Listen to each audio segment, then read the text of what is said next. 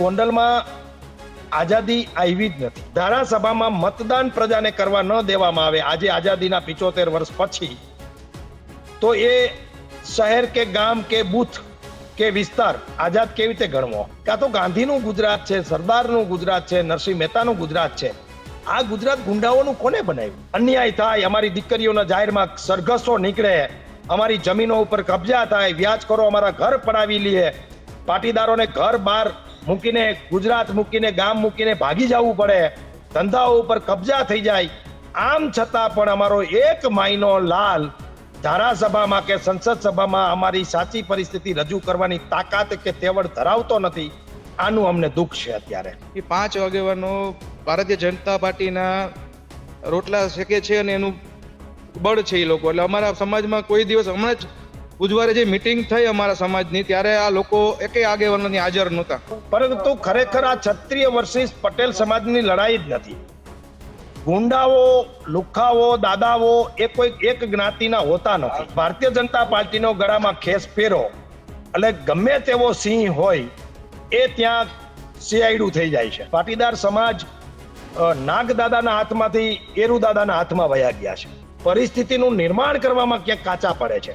પાટીદાર આંદોલન વખતે થયું હતું, પરંતુ ત્યારે કોંગ્રેસ ભૂલ કરી ગઈ, પાટીદારને ટિકિટ ના આપી. લોકશાહીમાં જેના જેટલા માથા એટલું એનું શાસન. તો 1.25 લાખ વોટ હોય તો બંને પાર્ટીઓ ભાજપને ટિકિટ આપવી જોઈએ, કોંગ્રેસે પણ બંને પાર્ટીઓએ પટેલોને ટિકિટ આપવી જોઈએ. ભાજપ પણ પટેલને આપે, કોંગ્રેસ પણ પટેલને આપે. પછી જે જીતે, જેની સાથે પ્રજા રહી. જયરાજસિંહ આ રાત્રે આવવું જોઈએ ગોંડલમાં, પટેલોની મિટિંગ હતી ત્યાં, અને છાતી ઠોકીને કહેવું જોઈએ કે ભાઈ કોઈ પણ હોય, આ છોકરાને અન્યાય થયો છે, એને ન્યાય અપાવવાની જવાબદારી મારી છે. એક ધારાસભ્યના પતિ તરીકે, એક MLA તરીકે, અથવા એમના દીકરાએ આવવું જોઈએ. અને પટેલો એને કેટલું માન સન્માન આપે છે. પટેલોના કાર્યક્રમમાં મુખ્ય મહેમાન ગણેશભાઈ હોય છે, જયરાજસિંહ હોય છે, એમના પત્ની પણ બહેનોના કાર્યક્રમમાં હોય છે. જો પટેલો આટલું બધું એમને માન સન્માન આપતા હોય તો પટેલો ઉપર જ્યારે અત્યાચાર થાય ત્યારે એને સામે છાતી આવવું જોઈએ. નમસ્કાર મિત્રો, ગોંડલ આ ચર્ચા છેલ્લા લાંબા સમયથી ચાલી રહી છે. રાજકુમાર ચૌધરી મૃત્યુ કેસ અને ત્યારબાદ પાટીદાર સગીરને મારવાની ઘટના. ધીરાજસિંહ જાડેજા પૂર્વ ધારાસભ્ય પર એક ટેન્શન હજુ ચાલુ હતું રાજકુમાર જાટ મૃત્યુ કેસનું. ત્યાં બીજું કે તેમના શાસનમાં, એટલે કે ગીતાબા જાડેજાના શાસનમાં ગોંડલમાં કોઈ પણ વ્યક્તિને ક્યારેય પણ ઢોરમાર મારવામાં આવે છે. પાટીદાર સગીર સાથે જે ઘટના બની, દેવ સાથે જે ઘટના બની, ત્યારબાદ પાટીદાર સમાજના લોકો ભેગા થયા હતા, કહ્યું હતું કે આ ચલાવી લેવામાં નહીં આવે, આજ પછી આ પ્રકારની ઘટના ન બનવી જોઈએ. અને આ સાથે ગોંડલ બંધની પણ જાહેરાત કરવામાં આવી છે. આપણી સાથે પાટીદાર અગ્રણી ધર્મેશ ભુટાણી જોડાયા છે. આપનું સ્વાગત છે ધર્મેશભાઈ. જય સરદાર. ધર્મેશભાઈ, પહેલા તો મને કહો કે જે અમારી પાસે પોસ્ટર આવ્યું છે એમાં કહેવામાં આવ્યું છે કે હું આવી રહ્યો છું, તમે આવો છો કે નહીં. અને બીજી વાત એ પણ છે કે તારીખ 22 રોજ ગોંડલ બંધ રહેશે, એ બાબતનું બધું લખવામાં આવ્યું છે. તો શું ખરા અર્થમાં 22 તારીખે ગોંડલ બંધ રહેશે? જી, ગોંડલ અડધો દિવસ બંધ રહેશે શનિવારે. કારણ કે જે હર્ષ સંઘવીના નિવેદનમાં જે કીધેલું હતું કે આ લોકોનો વરઘોડો 100 કલાકમાં નીકળવો જોઈએ, હજી વરઘોડો નથી નીકળ્યો. 2 આરોપી પકડાઈ ગયા છે, 1 આરોપી હજી ફરાર છે. એટલે હજી કઈ અમને પોલીસ તંત્રથી સરખો જવાબ નથી મળ્યો. તે બાબતે આજે કાલે અમે ગોંડલ બપોર સુધી બંધનું એલાન કરેલું છે.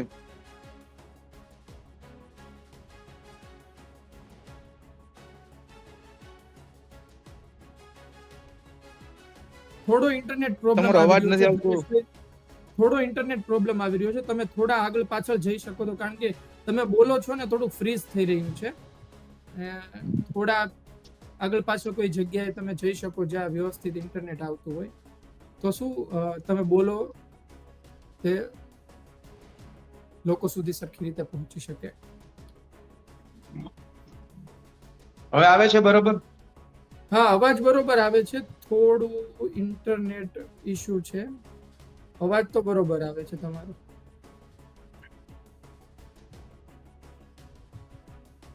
મનોજભાઈ પણ જોડાયા છે. આપણે આગળ ચર્ચા શરૂ કરીએ.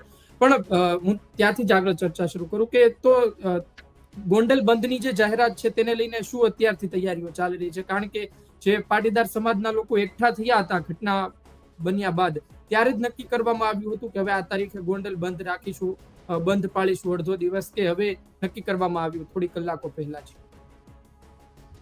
ના, ત્યારે જ નક્કી કરવામાં આવેલું હતું મીટિંગની અંદર જ. જો ન્યાય નહીં મળે તો શનિવારે બપોર સુધી બંધ રાખવાનું એલાન કરવામાં આવ્યું હતું. અત્યારની સ્થિતિ પ્રમાણે તમે શું જોઈ રહ્યા છો એક પાટીદાર આગેવાન તરીકે ગોંડલમાં? કારણ કે અમે ત્યાંના આગેવાન રાજુભાઈને બેસાડ્યા હતા, ત્યારે તેમણે કહ્યું હતું કે વર્ષો પહેલાની જે સ્થિતિ હતી એ જ સ્થિતિ આજે પણ છે. એટલે કે હું ચાલુ ધારાસભ્ય ની હત્યાની વાત કરી રહ્યો છું, ને ત્યારબાદ આજે 2025 થઈ, આટલા વર્ષો પસાર થઈ ચુક્યા છે. શું લાગે છે તમને? એનું કારણ એક જ છે કે અમારા જે 5 આગેવાનો જે છે એના હિસાબે જ આવું બની ગયું છે. ગોંડલ તાલુકો 5 પાટીદારના આગેવાનોએ કીધું છે કે કોઈ પાટીદાર સમાજને ભયભીતમાં કરી દીધો છે. એટલે પાટીદાર જે લોકો છે બહાર નથી. ધર્મેશભાઈ, થોડો ઇન્ટરનેટ પ્રોબ્લેમ આવી રહ્યો છે, આપનો વિડીયો ફ્રીઝ થઈ રહ્યો છે. કોઈ સારી જગ્યા મળતી હોય ત્યાં સુધી મનોજભાઈ પણ જોડાયા છે. મનોજભાઈ, આપનું સ્વાગત છે ગુજરાત તકમાં. જી નમસ્તે. મનોજભાઈ, શું જુઓ છો? આમ તો પાટીદાર આગેવાનોમાં એ આગેવાન છો તમે કે ગુજરાતના કોઈ પણ ખૂણે મોટી ઘટના બને છે, પાટીદાર સમાજની દીકરી હોય, પાટીદાર સમાજનો દીકરો હોય, ખોટું થયું છે તો આ યુવાનો પહોંચી જાય છે. મનોજભાઈ તેમાંના એક છે. ગોંડલની ઘટનાને કઈ રીતે જોઈ રહ્યા છો? ગોંડલ એક જ નહીં પણ ગુજરાતમાં જે પ્રકારે પાટીદારો ઉપર ખાસ કરીને અત્યાચારો થઈ રહ્યા છે, સાથે સાથે નાના વેપારીઓ ઉપર, મધ્યમ વર્ગના માણસો ઉપર પણ અત્યાચારો થઈ રહ્યા છે.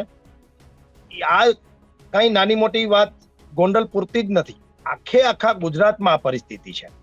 પણ ખાસ અત્યારે આપણે ગોંડલની વાત કરીએ છીએ એટલે હું એટલું કહું તમને કે ગોંડલમાં આઝાદી આવી જ નથી. દેશ આઝાદ થઈ ગયો છે પણ આજે પણ ગોંડલના ગામડાઓ, ગોંડલના વેપારીઓ, ગોંડલના પાટીદારો, ગોંડલના ખેડૂતો આઝાદીની મહેસૂસ ક્યારેય કરી જ નથી શક્યા. થોડા સમય માટે જ્યારે કેશુભાઈની સરકાર હતી અને કેશુભાઈએ જ્યારે ત્યાં ગુંડાઓને સાફ કર્યા હતા એટલા પૂરતી જ ત્યાં થોડીક રાહતની શ્વાસ હતી.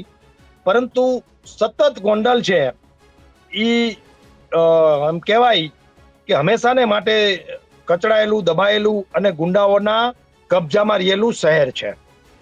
ત્યાં અલગ અલગ ગુંડાઓ, અલગ અલગ લોકો પર ત્રાસ ગુજારતા હોય છે. અને ત્યાં માત્ર જયરાજસિંહ જ નહીં, આ સિવાય પણ અલગ અલગ વિસ્તારમાં અલગ અલગ લોકો પાટીદારો ઉપર અને ખેડૂતો ઉપર ત્રાસ ગુજારતા હોય છે, પોતાની મનમાની કરતા હોય છે.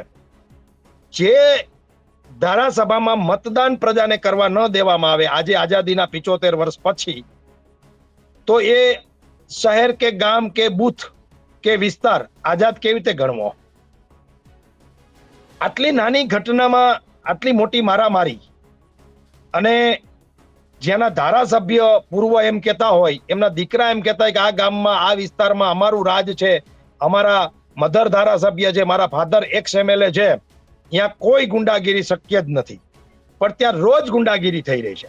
એનો અર્થ એમ છે કે બીજા ગુંડાઓ નહીં પણ પોતે જ આ ગુંડાગીરી ક્યાંક ને ક્યાંક કરાવી રહ્યા છે અથવા તો કરી રહ્યા છે. આ વાસ્તવિકતા છે.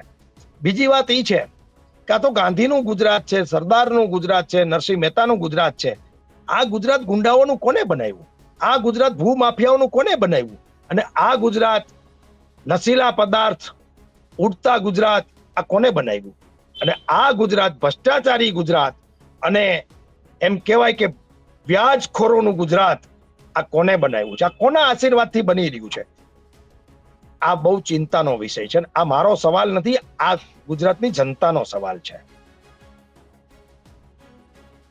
જી મનોજભાઈ, આપે જે વાત કરી ખૂબ જ હૃદયસ્પર્શી વાત છે. કારણ કે આજની તારીખે કદાચ આપણે બહાર જઈએ અને કહીએ કે આ હું સરદારના ગુજરાતથી આવું છું, ગાંધીના ગુજરાતથી આવું છું, તો લોકો સામે એ પણ સવાલ પૂછે તો પણ આટલો મોટો ક્રાઇમ રેશિયો, તો પણ આ પ્રકારની સ્થિતિ. કારણ કે છેલ્લા ઘણા મહિનાઓથી આપણે જોઈએ છે કે પછી પોલીસ સામે સવાલ હોય, કાયદાની બહાર જઈને કામ કરવાનું હોય, સતત સામે આવી રહ્યું છે. ને પછી આ ગોંડલની ઘટનાઓ સામે આવી. મારે જાણવું છે કે તમે જુઓ મનોજભાઈ, તમે પાટીદાર આગેવાન છો એટલે હું તમને પૂછી રહ્યો છું કે હવે તો વિધાનસભામાં પણ તેવું થઈ ગયું છે કે જ્યારે ટિકિટ વહેંચણી હોય ત્યારે એ પ્રકારની ઘટનાઓ જોવા મળતી હોય છે. આ દરેક સમાજના આગેવાનો કહેતા હોય છે કે ભાઈ અમારી આટલી વિધાનસભા છે, કોઈની 10 હોય, કોઈની 12 હોય, કોઈની 20 હોય, એમ કહેતા હોય છે કે 20 વિધાનસભા 25 વિધાનસભા અમારી છે, એની સીધી ટિકિટો અમને મળવી જોઈએ, ત્યાં અમારું એક તરફી વર્ચસ્વ છે. તો ગોંડલમાં ક્યાં વાત અટકે છે દર વખતે?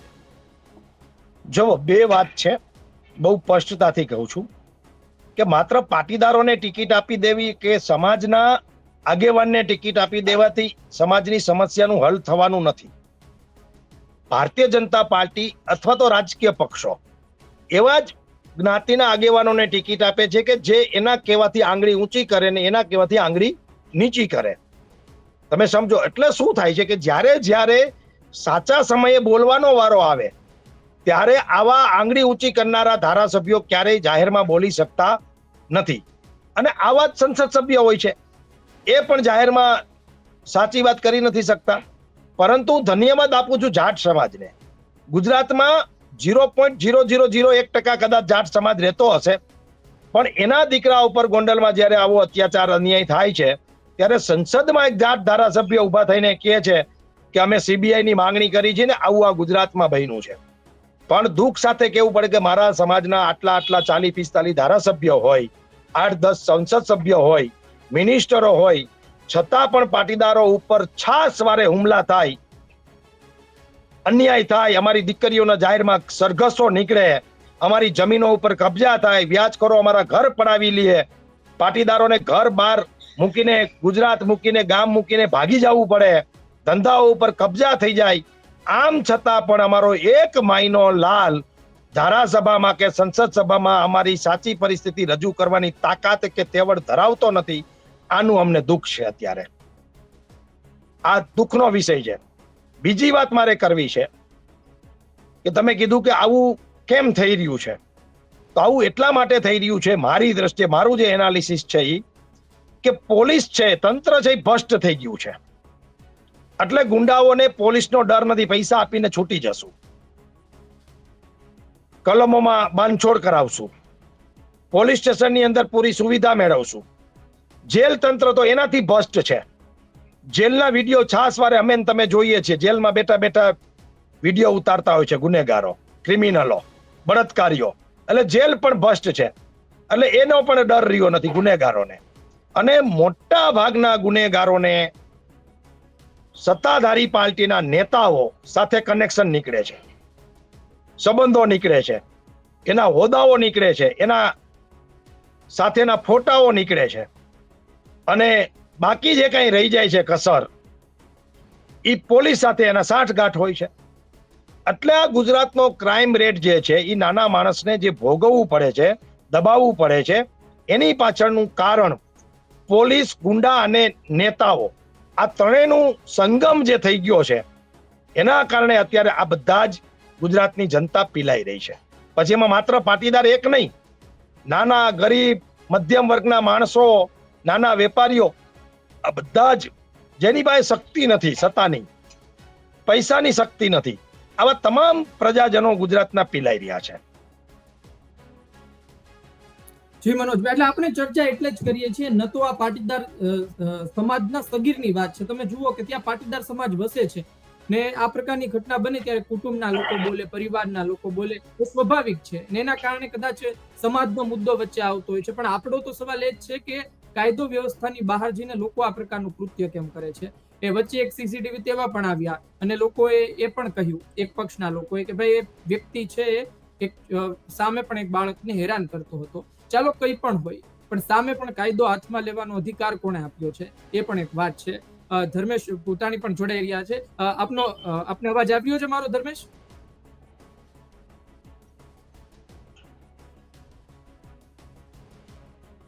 અવાજ આવી રહ્યો છે? અવાજ આવી રહ્યો છે ધર્મેશ?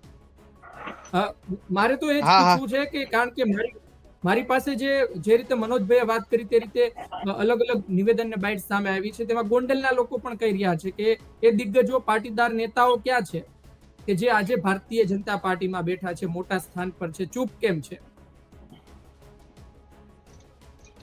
એનું કારણ એક જ છે. હું મનોજભાઈની વાત સાથે સહમત છું અને અમુક ગોંડલ તાલુકાની જ વાત કરીશ. ગોંડલ તાલુકામાં જે અમારા પાટીદાર સમાજના આગેવાનો છે ને એ ચૂપ છે એનું કારણ એવું છે કે પોતે પોતાના રોટલા શેકે છે. જે હું 5 આગેવાનો તમને કહું છું ને એ 5 આગેવાનો ભારતીય જનતા પાર્ટીના રોટલા શેકે છે અને એનું બળ છે એ લોકો. એટલે અમારા સમાજમાં કોઈ દિવસ, હમણાં જ બુધવારે જે મીટિંગ થઈ અમારા સમાજની, ત્યારે આ લોકો એકેય આગેવાનો ની હાજર નહોતા.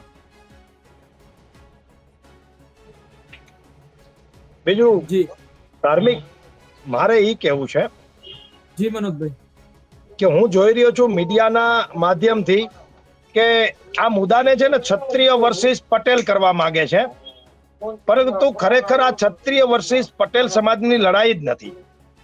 ગુંડાઓ, લુખ્ખાઓ, દાદાઓ એ કોઈ એક જ્ઞાતિના હોતા નથી.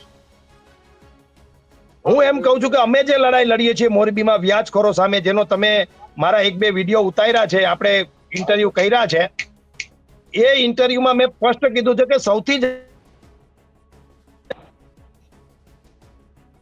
તો કોઈ જ્ઞાતિના ગુંડા, લુખ્ખા કે દાદા હોતા નથી, કોઈ ધર્મના હોતા નથી.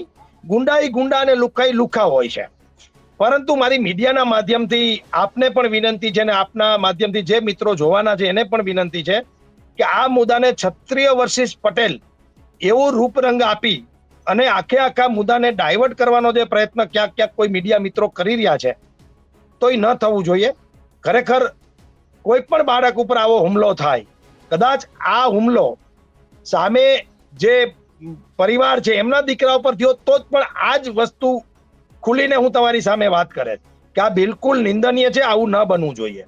પરંતુ એક પેટર્ન થઈ ગઈ છે કે મારે ને તમારે માથાકૂટ થાય, તમે મને મારીને પાડી દીધો હોય 4-5 મિત્રોએ, આમ છતાં પણ તમે પોલીસમાં એક ફરિયાદ કરી આવો કે મનોજભાઈએ મને ગાળો આપી, મારી નાખવાની ધમકી આપી, એટલે શું થાય? સામસામી ફરિયાદ. એટલે આખી ન્યાયની જે પ્રક્રિયા છે એ ગૂંચવાડી નાખવાની, અને જ્યારે સમાધાન થાય ત્યારે તમે પણ એફઆઈઆર ખેંચી લો ને હું પણ એફઆઈઆર ખેંચી લઉં, પણ તમે મને 5 જણાએ મારીને મારા હાથ પગ ભાંગી નાખ્યા છે, એનો ન્યાય મળતો નથી. એટલે જે ક્રિમિનલ માણસો છે એ આ બહુ સારી રીતે જાણતા હોય છે કે જ્યારે ક્રિમિનલ માણસો કોઈ ઉપર હુમલો કરે, એને મારીને હાથ પગ ભાંગી નાખે, આમ છતાં પણ પોલીસ સ્ટેશનમાં 60 એક એફઆઈઆર દાખલ કરી દે કે સામેવાળાએ પહેલા અમને મારવાની ધમકી આપીને માર્યો, આમ કર્યું તેમ કર્યું. એટલે શું થાય કે સામસામી ફરિયાદ થાય, એટલે કાયદાની ભાષામાં એ આખી વિષય ગૂંચવાઈ જાય અને ન્યાય એક બાજુ રહે અને સમાધાન કમ્પલસરી થઈ જાય. એટલે આ પણ એક ગુંડાગીરી કરવાની એક પદ્ધતિ છે અને આવું બધું કરતા હોય છે. અમે તો જાહેર જીવનમાં જોઈએ છીએ કે જ્ઞાતિનો વિષય બનાવી દેવો, આવી રીતે સામસામી ફરિયાદ કરી દેવી અને પૈસાના જોરે, સત્તાના જોરે ન્યાયને ખરીદી લેવો, આ બધું થાય છે. અને આનો સૌથી વધારે ભોગ ખેડૂતો, નાના સમાજો, ગરીબ લોકો અને પાટીદારો થઈ રહ્યા છે. અને અમારી કમનસીબી છે કે આટલો સમાજ સક્ષમ, તાકાતવાળો લોકો કહી રહ્યા છે, છતાં પણ અમે આજે પણ માર ખાઈ રહ્યા છે. 75 વર્ષ પછી પણ અમારે ન્યાય માટે રાત્રે 12 વાગે અમારી બેન દીકરીઓને રોડ ઉપર આવવું પડે છે અને ન્યાયની ભીખ માંગવી પડે છે. જી મનોજભાઈ, તમે જુઓ કે જે પાટીદાર નેતાઓ છે, મોટા નેતાઓ, એ ચૂપ છે. તમે જુઓ કે એની દ્રષ્ટિએ આપણે જોઈએ ને, તેમની દલીલ એવી હોય છે કે ભાઈ અમારે જ્યારે સમાજને કામ કરવાનું હોય ત્યારે અમે સમાજ માટે કામ કરીએ છીએ, પણ પાર્ટીમાં રહીને પાર્ટીની વિરુદ્ધમાં કઈ રીતે બોલવું? તમારે પણ ચર્ચા થતી હશે ધારાસભ્યો સાથે, નેતાઓ સાથે, કે જે કોઈ પણ પાર્ટી હોય, પછી કોંગ્રેસ હોય, ભાજપ હોય, કોઈ પણ પાર્ટી હોય, જ્યારે એમની પાર્ટી નકુચામાં આવે ત્યારે બોલતા નથી કોઈને. એમને લાગતું હોય છે કે એનાથી એમને પોતે વધારે ડેમેજ થશે. તો આનું શું કરવાનું? કારણ કે દર વખતે આવા, જેમ કે પાટીદાર થોડા સમય પહેલા કોળી સમાજનો એક મુદ્દો આવ્યો હતો, એક પણ એમએલએ નહોતા બોલ્યા, ત્યારે પણ આ સવાલ થયો હતો. એટલે કોઈ એક સમાજની પણ વાત નથી, પણ જ્યારે આવી ઘટનાઓ સામે આવે ત્યારે અમુક લોકો કહે કે આ બોલતા નથી, ઓલા લોકો કહે કે અમે કઈ રીતે બોલીએ, અમે બંધાયેલા છે. તો આનું કારણ શું? હવે શું લાવવાનું નિરાકરણ? આનો અર્થ એટલો જ નીકળે, જનતા પાર્ટી એવા જ નેતાઓને પસંદ કરે છે કે જો તમારા ઘરમાં પણ પ્રોબ્લેમ ક્રિએટ થાય, તમારા પોતાના પરિવારના લોકોને પણ કોઈ મારે કે અન્યાય કરે, તો પણ સરકાર ગુજરાતમાં આપણી છે, તમારે બોલવાનું નહીં. તો જ તમને ટિકિટો મળશે, તો જ તમને ભ્રષ્ટાચાર કરવાની છૂટ મળશે અને તો જ તમને સત્તાનો સ્વાદ ચાખવા મળશે. આ પ્રકારની માનસિકતા ભારતીય જનતા પાર્ટીની છે ગુજરાતમાં. અને હું તમને ચેલેન્જ સાથે કહું છું કે ભારતીય જનતા પાર્ટીનો ગળામાં ખેસ પહેરો એટલે ગમે તેવો સિંહ હોય એ ત્યાં સિયાયડું થઈ જાય છે. આ હકીકત છે, આ વાસ્તવિકતા છે. અને ત્યાં એક જ પેટર્ન છે કે તમે આવી જાઓ એના સર્કલમાં એટલે એ સર્કસનો સિંહ થઈ જાય. ઈ કે ઉઠ તો ઉઠે અને એ કે બેસ તો બેસે.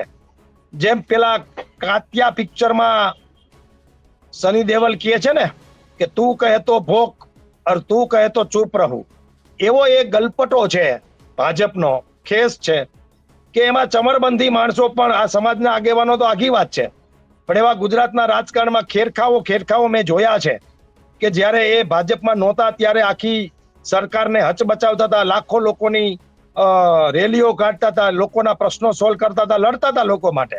અને જેવો ગળામાં ભાજપનો ખેસ પહેરે એટલે એ બધા જ ચૂપ થઈ જાય, બધા જ ચૂપ.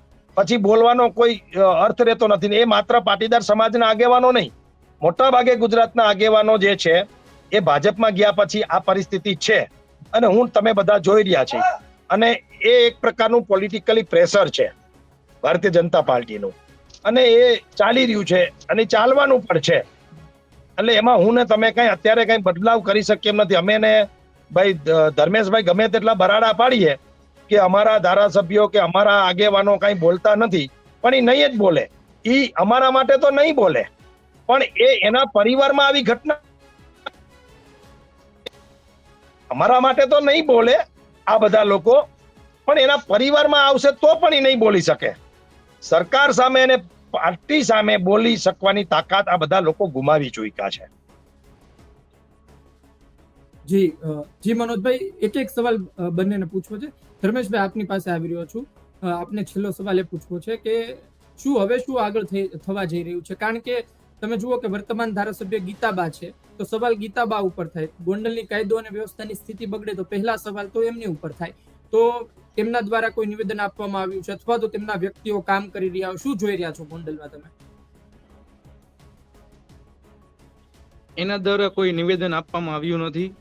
હું તો મારા સમાજની જ વાત કરીશ, કારણ કે અમારા સમાજના જે આગેવાનો છે ને, જેને બની બેઠેલા છે એ લોકો અત્યારે એ જ્યારે ત્યારે સમાજનું કામ હોય સમાજનો ફૂલ ઉપયોગ કરે છે. અત્યારે ક્યાંય એ લોકો દેખાતા જ નથી અને એ લોકો આ લોકોનો હાથો બની ગયા છે ભાજપ વાળાના. અને એ જ્યારે હું તમને કહું 2007 થી આ મેટર ચાલી રહી છે કે 5 વ્યક્તિ આખું પટેલ સમાજને ભયભીત કરી દીધું છે અને એની અંદરમાં જ બધે કામ કરે છે.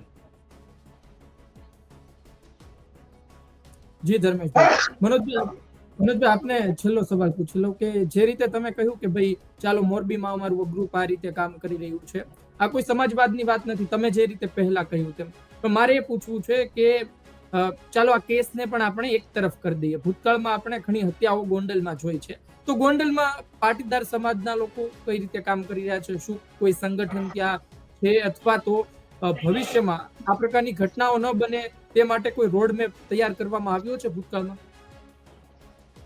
ઘણી બધી વાર પાટીદાર સમાજે ત્યાં સ્વતંત્ર ગુંડાઓથી થવા માટેના પ્રયત્નો કર્યા છે, પરંતુ પાટીદાર સમાજ નાગદાદાના હાથમાંથી એરુદાદાના હાથમાં વયા ગયા છે.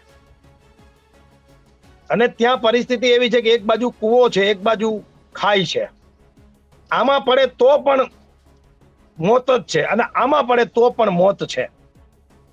ત્યાં પર્ટિક્યુલરલી પાટીદાર સમાજ જ લીડર બને અને લાંબા ગાળાની યોજના બનાવે તો કંઈક ત્યાં સ્વતંત્રતા આવી શકે એમ છે. ગોરધનભાઈએ ત્યાં આવીને પ્રયત્ન કર્યો, ગોરધનભાઈ ફેલ ગયા. ત્યાં એનસીપી માંથી એક અમારા, હું નામ ભૂલી ગયો છું, એ લડ્યા અને જીતા ધારાસભ્ય, પણ એને પણ એક નાનકડા એવા કેસમાં ફસાવીને 5 વર્ષ સુધી વોન્ટેડ રાખ્યા અને અંતે એનું પણ રાજકીય એન્કાઉન્ટર થઈ ગયું. ત્યાં 2 પ્રકારની રાજનીતિ ચાલી રહી છે આ લોકોની સામે. એક રાજકીય એન્કાઉન્ટર કરી નાખવા, એટલે કે રાજકીય રીતે ખતમ કરી નાખવા, અથવા તો લીગલી ખતમ કરી નાખવા, એટલે કે મર્ડર કરી નાખવા. કોઈ રાજકીય ખતમ ના થાય તો એને લીગલી એનું એન્કાઉન્ટર કરાવી નાખવાનું, બરાબર? એટલે ત્યાં કોઈ સક્ષમ ચહેરો ઉભરી આવે એટલે એની હત્યા કરી નાખવી. તમે જે કીધું ને કે હત્યાઓ ખૂબ થઈ છે ગોંડલમાં, એની પાછળનું એક ટાઈપનું રાજકારણ છે અને એ રાજકારણ 75 વર્ષ પછી પણ ચાલી રહ્યું છે. અને ત્યાં પટેલો મજબૂત નથી કે પટેલ આગેવાનો મજબૂત નથી એવું નથી. ત્યાં સક્ષમ પટેલો આજે પણ છે. ત્યાં સક્ષમ પટેલો ખૂબ મોટી સંખ્યામાં છે. ત્યાં ગોંડલનું પટેલોનું પાણી પણ તાકાતવાળું છે. ભણેલ ગણેલ પાટીદાર સમાજ છે અને એમ કહી શકાય કે રાજકીય રીતે પણ મજબૂતી ધરાવે છે. પણ ક્યાંક ને ક્યાંક એ ભારતીય જનતા પાર્ટીના સકંજામાં અથવા તો એના પેલા આમ ચક્કરમાં આવેલા આગેવાનો મોટા ભાગના છે. એટલે એ ચક્કરમાંથી બહાર નીકળી નથી શકતા. અને જે લોકોએ ચક્કરમાંથી બહાર નીકળીને લડાઈ લડવાનો પ્રયત્ન કર્યો તો મેં તમને કીધું એમ કે રાજકીય હત્યા અને કાં લીગલી હત્યા એમની થઈ ગઈ છે. એટલે આખો વિષય એ પ્રકારનો છે કે ગોંડલને ફરીથી આઝાદી મેળવવા માટે અને ત્યાંના પટેલોને આઝાદી મેળવવા માટે ખાસ એવા 2-4 ચહેરાઓને સમાજે આગળ કરી. અમારા નિખિલભાઈ દોંગા જેવા મિત્રો છે, ત્યાં ઘણા બધા સક્ષમ મિત્રો છે, નવું લોહી ઉભરતું ઘણા બધા છે, રાજુભાઈ સખિયા છે, આવા ઘણા બધા મિત્રો છે. બધાના નામ લઉં તો લાંબુ થઈ જશે. મિલન અમારો છે, અમારા ધર્મેશભાઈ છે, ઘણા બધા છે. ગોંડલમાં હું એવા 50 છોકરાઓને ઓળખું છું કે આવતા દિવસોમાં સામાજિક અને રાજકીય નેતૃત્વ કરી શકે એમ છે. પરંતુ અમારી કમનસીબી છે કે એ સંગઠન અમે ઊભું કરીએ ત્યાં જ ક્યાંક ને ક્યાંક અમારા જ રાજકીય આગેવાનો એ સંગઠન તોડી નાખે છે અથવા કિન્નાખોરી કરીને એ બધું વેરવિખેર કરે છે. અને તમે જોયું છે પાટીદાર આંદોલન વખતે અમે ગોંડલ નગરપાલિકા, તાલુકા પંચાયત અને ધારાસભા સુધી પણ અડું થઈ ગયા હતા. એટલે એ તાકાત છે જ પટેલોમાં. પરંતુ ક્યાંક અત્યારે રાજકીય ભોગ બનેલા છે, ક્યાંક ડરનો માહોલ છે અને આ પરિસ્થિતિની અંદર લીડરશિપનો પણ ક્યાંક થોડો ઘણો અભાવ છે. અને પોલીસનો ખાસ રોલ ત્યાં એક તરફી છે. એક જ ગ્રુપને એક જ આગેવાનને મદદ કરવાનું પોલીસનું સતત વલણ છે. ત્યાં રાજકીય પરિસ્થિતિ એ છે કે સરકારી તમામ કચેરીઓ એના કબજામાં છે. એટલે સતત પટેલોને દબાવવામાં આવે છે. એના કારણે અત્યારે પણ ત્યાં લોકશાહીની જગ્યાએ ઠોકશાહી છે. પણ ભગવાન પાસે, માં ઉમા ખોડલ પાસે પ્રાર્થના કરીએ કે આ લોકશાહી ફરીથી ત્યાં ગોંડલમાં સ્થાપિત થાય અને આ ઠોકશાહીનો જલ્દી ભગવાન કરે જલ્દી એનો નિકાલ કરે. મનોજભાઈ, વધારે સમય લઈ રહ્યો છું પણ એક સવાલ તમે બોલ્યા એમાંથી મને ઉપજો છે. કારણ કે તમે જુઓ કે છેલ્લે જયરાજસિંહ જાડેજાને ટિકિટ મળી હતી એ પહેલા વચ્ચે ભારતીય જનતા પાર્ટી હોય કે પછી ત્યાં જનતા દળ હોય, એમણે પાટીદાર યુવાનોને ઉતારવાનો પ્રયોગ તો કર્યો હતો, પરંતુ એ નિષ્ફળ રહ્યો. કોનું મહીપતથી ચૂંટાયા એની પછીની વાત છે. તો ત્યારબાદ શું લોબિંગ થયું હતું? ત્યારબાદ મહેનત કરવામાં આવી છે કે ભાઈ આટલા વર્ષોથી ગોંડલમાં જયરાજસિંહ છે, એમના પરિવારને ટિકિટ આપો છો, તો આ વખતે પાટીદાર એક યુવાનને ટ્રાય કરીને જુઓ શું પરિણામ આવે છે, આપણે જોઈએ. એવું કઈ થયું છે ભૂતકાળમાં? ના, ભૂતકાળમાં પણ ઘણા બધા ગોંડલની સીટ ઉપર પાટીદાર ધારાસભ્યો આવ્યા છે. ચંદુભાઈ વઘાસિયા, હું એનસીપી ના ધારાસભ્ય હતો, બરાબર છે ધર્મેશભાઈ, મારી ભૂલ તો ન હોય તો. હા, એટલે એવા બરોબર છે. હા, એટલે એવા પાટીદાર ધારાસભ્ય આવ્યા છે. પણ મેં તમને જેમ કીધું એમ કે ત્યાં લાંબા સમયથી આ લોકોની પકડ છે તંત્ર ઉપર, પોલીસ તંત્ર ઉપર, સરકારી તંત્ર ઉપર, અને લાંબા સમયથી શાસન કરતા હોય એક જ પરિવાર. એટલે એની સ્વાભાવિક છે કે પકડમાંથી નીકળવું પણ થોડું મુસીબત હોય છે. ત્યારે એકતા એ જ એનો રસ્તો હોય છે. 1.25 લાખ વોટ એ પાટીદારોના ગોંડલમાં છે. જો એકવાર વિચાર કરી લે પાટીદારના વોટરો કે અમારે પાટીદાર ધારાસભ્ય જ જોઈ છે, એ કોઈ પણ પક્ષમાંથી, તો બંને પક્ષને પાટીદારોને ટિકિટ આપવી પડે.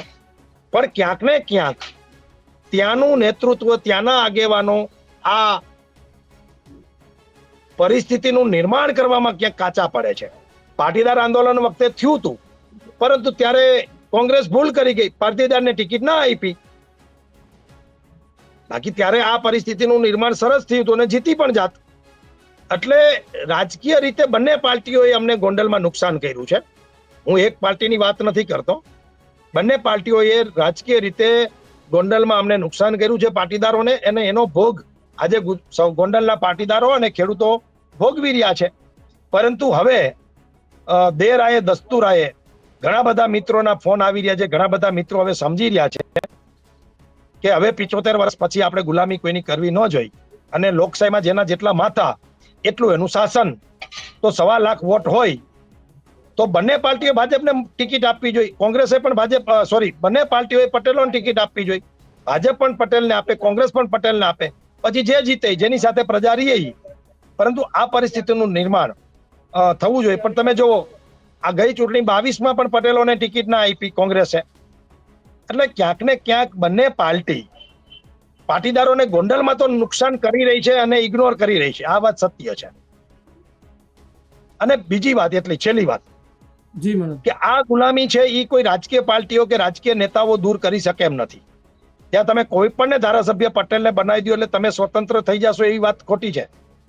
ત્યાં માનસિકતા જે છે ગુલામીની, ડર જે છે એને દૂર કરવો પડે એમ છે. અને જો એકવાર પ્રજામાંથી ડર નીકળી ગયો તો પછી કોઈની તાકાત નથી કે પછી ત્યાં કોઈ કોઈને ગુલામ રાખી શકે કે ક્યાં કોઈ કોઈને દબાવી શકે, ધમકાવી શકે. અને આ બધા મિત્રો ખૂબ સારો પ્રયત્ન કરી રહ્યા છે અને આવતા દિવસોમાં એના સારા પરિણામો પણ મળશે. અને ધારાસભ્ય તો કોઈ પણ જ્ઞાતિના હોય એનો વાંધો પણ નથી. સારા માણસો ગમે ત્યાંથી ચૂંટાય એનો કોઈ વાંધો પણ નથી કે ભાઈ પટેલ જ હોવા જોઈએ એવી વાત નથી. પરંતુ જે પણ હોય, જેના મતથી તમે ચૂંટાવ છો, એને અન્યાય થાય તો જયરાજસિંહ આ રાત્રે આવવું જોઈએ. ગોંડલમાં પટેલોની મીટિંગ હતી ત્યાં, અને છાતી ઠોકીને કેવું જોઈએ કે ભાઈ કોઈ પણ હોય, આ છોકરાને અન્યાય થયો છે, એને ન્યાય અપાવવાની જવાબદારી મારી છે. એક ધારાસભ્યના પતિ તરીકે, એક MLA તરીકે, અથવા એમના દીકરાએ આવવું જોઈએ. અને પટેલો એને કેટલું માન સન્માન આપે છે. પટેલોના કાર્યક્રમમાં મુખ્ય મહેમાન ગણેશભાઈ હોય છે, જયરાજસિંહ હોય છે, એમના પત્ની પણ બહેનોના કાર્યક્રમમાં હોય છે. જો પટેલો આટલું બધું એમને માન સન્માન આપતા હોય તો પટેલો ઉપર જ્યારે અત્યાચાર થાય ત્યારે એને સામે છાતી આવવું જોઈએ. બસ આ જ સાચી સમજવાની જરૂર છે પટેલોએ અને ધારાસભ્યશ્રીએ. કોણ ક્યાં બેઠું છે એ આ ઘટનાથી નક્કી થઈ ગયું. આમાં જો ગોંડલના પટેલોને સમજણ હોય તો સમજી જવું જોઈએ કે વાતો કરવી અને પ્રેક્ટિકલ બહુ અલગ હોય છે. એટલે ક્યાંક ને ક્યાંક જયરાજસિંહ વાતો કરે છે એ પ્રકારનું બિહેવિયર ગોંડલના પાટીદારો સાથે કરી નથી શક્યા, એને ન્યાય નથી અપાવી શક્યા, એ વાત હકીકત છે. અને આવતા દિવસોમાં કઈ ને કઈ જોઈએ શું થાય છે, આપણે બધા સાથે મળીને. જી ધન્યવાદ મનોજભાઈ, આપ અમારી સાથે જોડાયા, અલગ અલગ મુદ્દે બેબાક વાત કરવા બદલ ધન્યવાદ. ધન્યવાદ ધર્મેશભાઈ. ધન્યવાદ. તો આ હતા પાટીદાર સમાજના આગેવાનો. ગોંડલની પરિસ્થિતિ વધારે કંઈ કહેવાની જરૂર નથી, વર્ષોથી આપણે જોઈ રહ્યા છીએ. આવનાર સમયમાં શું થાય છે જોવું રહ્યું. ફરી એક વખત આ કોઈ સમાજ વચ્ચેની લડાઈ નથી, ન તો એવો કોઈ મુદ્દો છે. આ એક સગીર દેવ નામનો છે, તેને ન્યાય અપાવવાની વાત છે. તેની સાથે જે થયું તે ન થવું જોઈએ. તેણે ખોટું કર્યું છે તો પછી સજા તેને પણ મળવી જોઈએ. પણ વાત એ છે કે એને સજા કાયદો આપશે. એને સજા દેવા માટે ત્યાંનો કોઈ વ્યક્તિ આગળ નહીં આવે, અથવા તો તેને કોઈ અધિકાર નથી તેને મારવાનો. જોઈએ આગળ શું થાય છે. જે રીતે મનોજ પનારાએ કહ્યું કે જયરાજસિંહ જાડેજાએ પણ જે સંમેલન હતું, એક સભા હતી નાની, તેમાં આવવું જોઈતું હતું. એ બાબતે એમનું પણ શું કહેવું છે એ પણ પ્રયત્ન કરીશું નિવેદન લેવાનો. આવનાર સમયમાં એ પણ પત્રકાર પરિષદ કરે તો જોઈએ તો શું કહે છે. આપનું શું કહેવું છે કોમેન્ટ બોક્સમાં જરૂરથી જણાવજો. આ કેસને લઈને, પાટીદાર સમાજને લઈને, ગોંડલની સ્થિતિને લઈને. વિડીયો પસંદ આવ્યું હોય, ચર્ચા પસંદ આવી હોય, લાઈક કરજો, શેર કરજો. મને આપશો રજા. નમસ્કાર.